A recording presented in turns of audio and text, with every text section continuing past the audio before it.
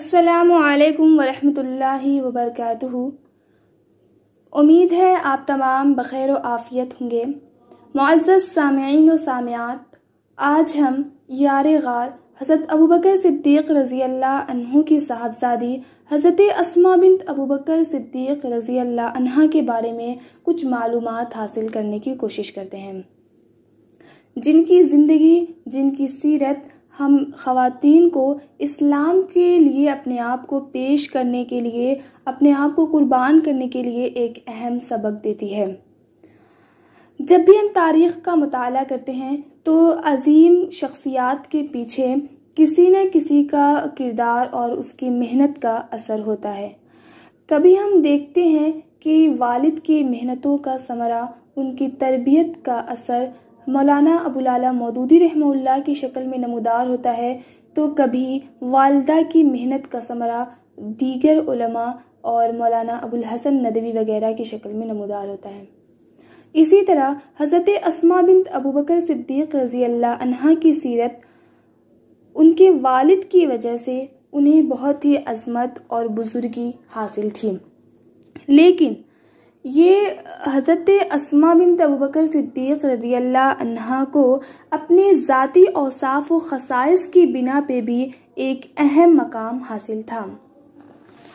हज़रत अस्मा अबू बकर सिद्दीक़ रज़ी अल्लाह अन्हा की बेटी थी। उन्हीं की तरबियत याफ्ता व परवर करदा थी।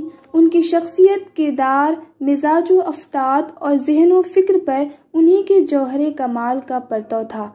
वो भी अबू बकर सिद्दीक़ रज़ी अल्लाह अन्हु की तरह हुज़ूर सल्लल्लाहु अलैहि वसल्लम की जानिसार व फ़िदाकार और मोनिस व हमराज थीं।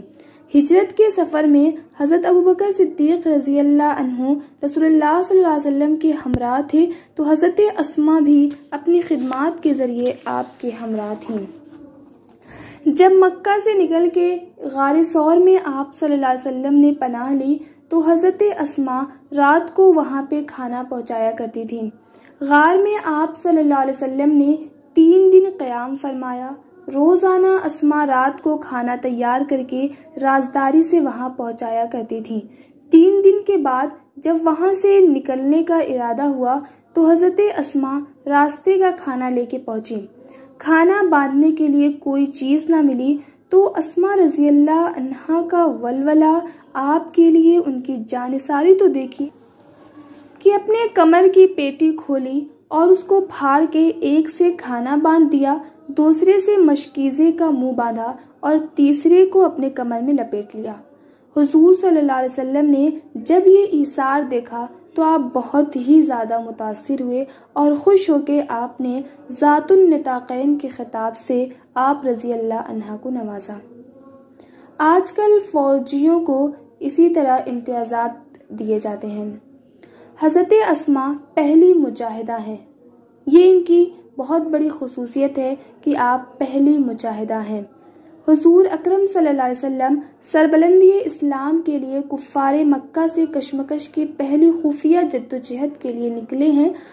हज़रत अस्मा ने इस 2 नफरी फ़ौजी मुहिम की कामयाबी के लिए अपने तौर पे हर मुमकिन मदद की और जब जब जिस चीज़ की ज़रूरत पेश आई, ईसार से काम लेते हुए उसे फ़ौरन मुहैया किया। इसलिए ये खिताब एक फ़ौजी तलाई तमगा या इनाम है, जिससे हज़रत अस्मा की जिहाद और ग़लबे इस्लाम की अहमियत व अव्वलियत की दास्तान वाबस्ता है। अबू बकर सिद्दीक़ रज़ी अल्लाह अन्हु ही की तरह अस्मा भी हुज़ूर अकरम सल्लल्लाहु अलैहि वसल्लम की हमराज थी। जब मक्का वालों को खबर हुई कि आप सल्लल्लाहु अलैहि वसल्लम मक्का छोड़ के अबू बकर सिद्दीक़ के साथ मदीना जा रहे हैं, तो अबू जहल कुछ लोगों को साथ लेके हज़रत अस्मा के पास आया। पूछा, तुम्हारे वालिद कहाँ हैं? अस्मा ने जवाब दिया, यहाँ तो नहीं है। अबू जहल ने कहा, कहाँ गए? अस्मा ने कहा, यहाँ से कहाँ गए ये तो अल्लाह ही को मालूम है। अबू जहल गुस्से से बड़बड़ाया और हाथ खींच के ज़ोरदार तमाचा दिया, जिससे आपके कान की बाली टूट के गिर पड़ी और कान ज़ख्मी हो गया। लेकिन मौका की नज़ाकत को समझते हुए हज़रत अस्मा ने सब्र तहम्मुल से काम लिया और राजदारी बरतने की वजह से उफ तक ना कहा। حضور اکرم صلی اللہ علیہ وسلم مدینہ پہنچ کے کچھ مطمئن ہوئے تو حضرت اسما سے بھی رہا نہ گیا۔ جدائی کے لمحات رہ رہ کے ڈسنے لگے، اس لیے ہجرت کر کے مدینہ پہنچنے کا ارادہ کر لیا۔ لیکن دشواری یہ تھی کہ وہ حمل سے تھی اور حمل کے آخری ایام تھے، اس لیے وہ سوچنے لگی کہ کیا کیا جائے۔ یکایک انہیں خیال آیا کہ اگر دارالکفر کے بجائے دارالاسلام میں ان کی ولادت ہو تو یہ زیادہ سعادت کی بات ہوگی، اس لیے بغیر تاخیر کے وہ نکل پڑی اور شوق ہجرت، شوق جہاد کے قدم مدینہ کی طرف بڑھانے لگی۔ قباء ہی میں پہنچی تھی کہ وہیں پہ حضرت عبداللہ بن زبیر رضی اللہ عنہ کی ولادت ہوئی۔ حضرت اسما ہی کو یہ شرف حاصل ہے کہ مسلمانوں میں پیدا ہونے والا پہلا بچہ ان کے بطن سے تھا۔ اسما رضی اللہ عنہا کا ایمان ایسا خالص تھا کہ کوئی بات بھی تقاضائے ایمان کے خلاف معلوم ہو تو اس سے دامن جھاڑ لیتی تھی۔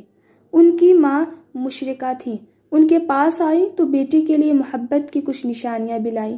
ماں کی ہدایہ بیٹی کے لیے کونین کی دولت کے برابر ہوتے ہیں، لیکن اسما کو تردد ہوا۔ حضور اکرم صلی اللہ علیہ وسلم سے دریافت کیا، یا رسول اللہ، میری ماں مشرکہ ہیں، ان سے صلہ رحمی کروں یا نہ کروں؟ آپ نے فرمایا صلہ رحمی کرو۔ عبداللہ بن زبیر رضی اللہ عنہ فرماتے ہیں کہ میری نانی کچھ ہدایہ لے کر آئی تو والدہ نے قبول نہیں کیا۔ حضور اکرم صلی اللہ علیہ وسلم نے حکم دیا تو آپ نے قبول کر لیا۔ سورہ ممتحنہ آیت نمبر 8 حضرت اسما رضی اللہ عنہا کے بارے میں نازل ہوئی۔ حضرت اسما کو حضور صلی اللہ علیہ وسلم سے صرف زبانی محبت نہیں تھی بلکہ قلبی اور عملی محبت تھی۔ جو عمل حضور صلی اللہ علیہ وسلم کو محبوب ہو وہ ہر قیمت پہ یہ کرتی تھیں، اور جو عمل آپ کو پسندیدہ نہ ہو اس کی طرف دھیان بھی نہیں دیتی تھیں۔ انہوں نے محبت رسول میں ماں کی محبت ہی کو ٹھوکر نہ ماری بلکہ اپنی ممتا کو بھی ٹھوکر ماری۔ چنانچہ راہ خدا میں شہید ہونے والے اپنے بیٹے عبداللہ بن زبیر کو بھی ایمان کی غیرت دلائی اور راہ حق میں شہید ہو جانے کا مشورہ دیا۔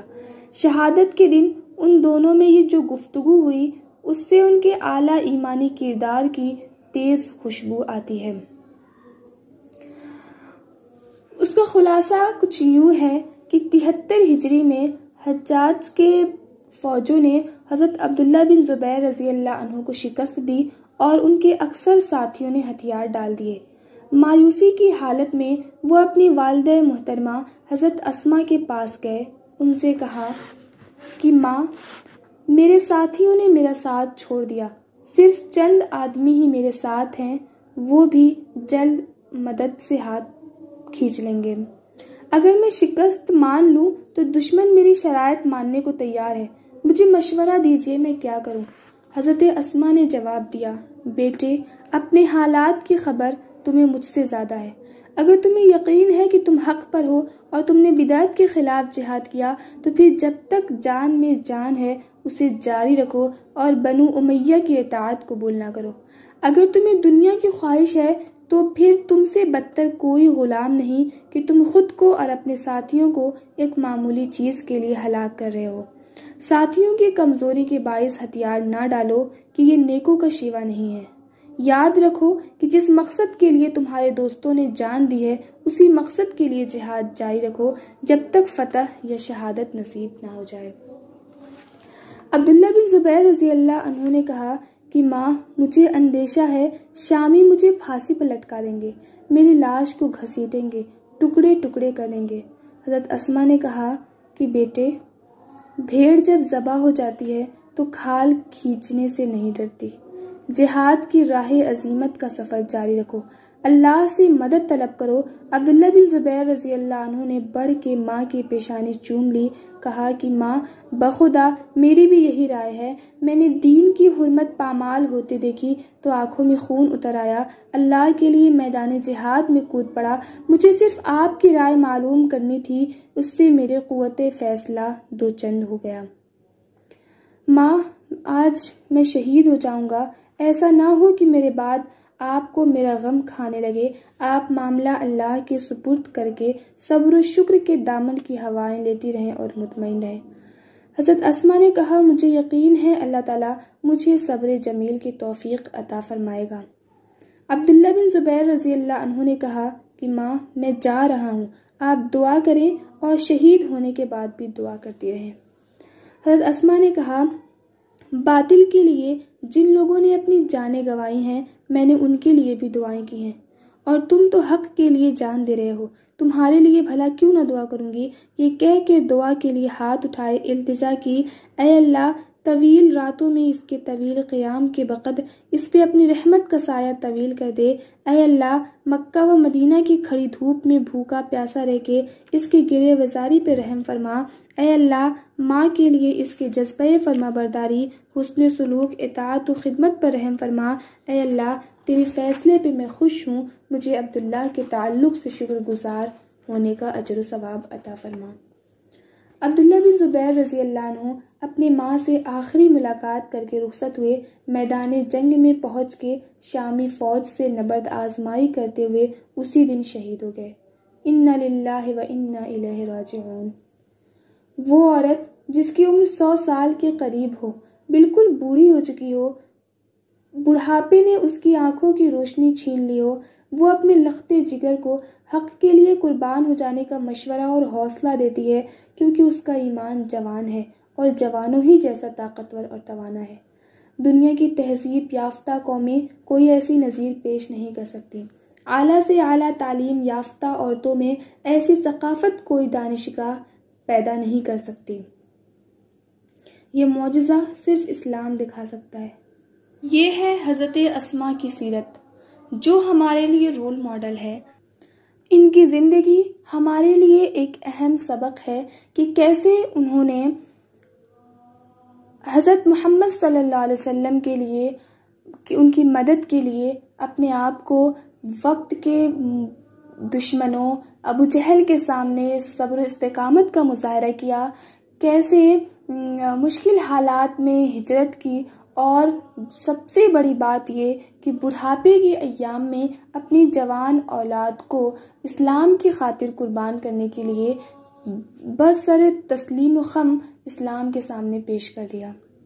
سبحان اللہ، یہ اسلام کی خوبی ہے، واقعتاً یہ ایمان کی صفت ہے، یہ مومن کی صفت ہے۔